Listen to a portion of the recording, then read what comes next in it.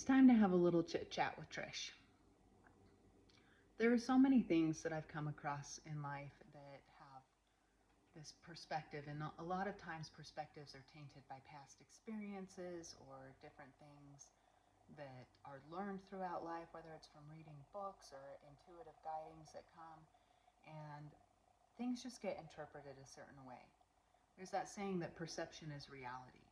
And for a long time, it's been one of my most hated sayings because perception isn't always reality. You know, there are more things happening than what you perceive to be happening. And considering another person's point of view is an empathic point of view. It's an empathic way of being, and that's what I try to do in my life.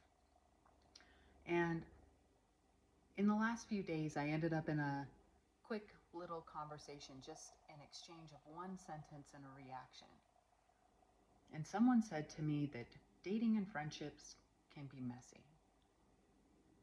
Well, sure. Dating in any regard gets messy.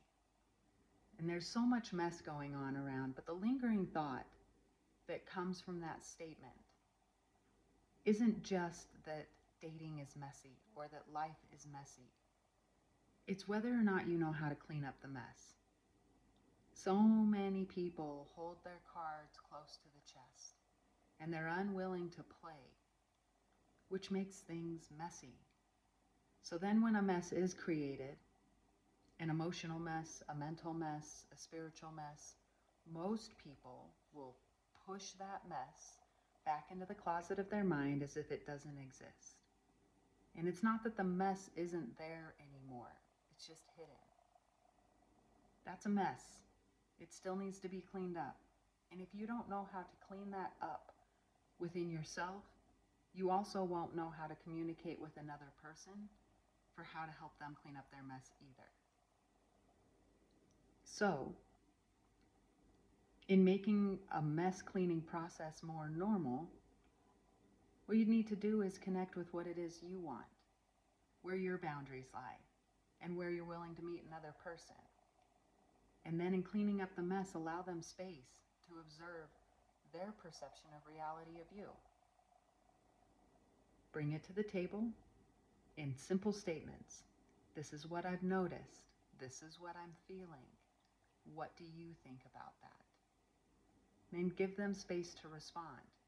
Sometimes it's the hardest thing that we have to do as humans is to seal our lips and allow another person to express their experience. It's difficult to not take that personally, to not think that their perception of us is incorrect or invalid, or that we have to justify what we've done or the way that they're perceiving it. It doesn't mean that it can't be a conversation, but acknowledging that the both of you have equal, valid parts to talk about is a huge step forward in cleaning up the mess. I hope this was helpful. So I have one little practice for you as you're navigating the messes in your life and determining whether they're a mess that you need to clean up within yourself or if it's something that you need to address with another person. That will be intuitive guidance that comes to you and an act of bravery to step out in faith to address it. So in order to get to that point, find a quiet, calm spot.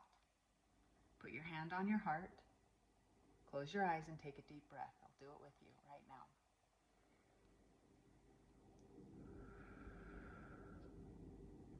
And upon exhalation, say this mantra to yourself.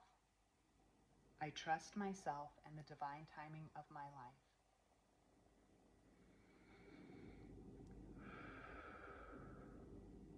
And listen. What do you hear? What do you receive? Is there something that a part of you is trying to tell you? Some piece of fear coming maybe from your amygdala to say, I would like to be seen and acknowledged?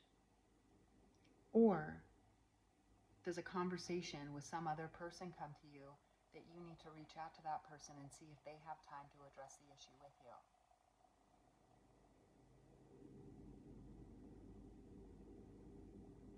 You have your own answers.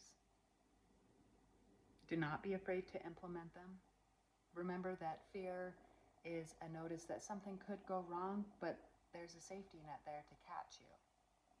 Because staying true to yourself is the courage that you need to have closure.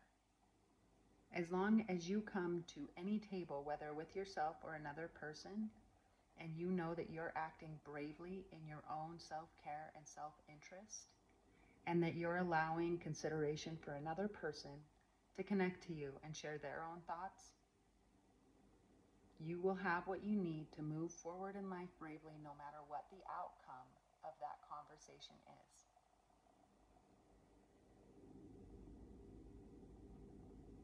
You are so brave, and I'm so proud of you for taking these steps to heal the parts of you in your heart that feel disintegrated.